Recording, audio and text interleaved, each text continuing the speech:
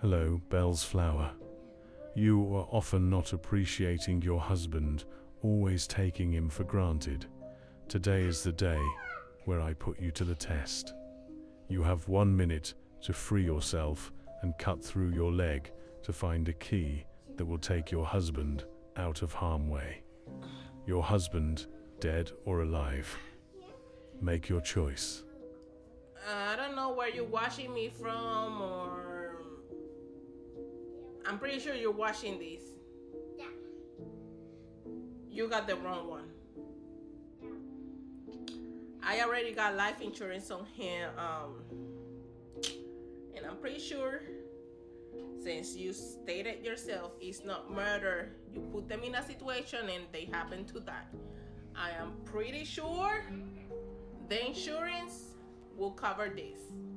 He got murdered by a psychopath. My hands were literally tied. I mean,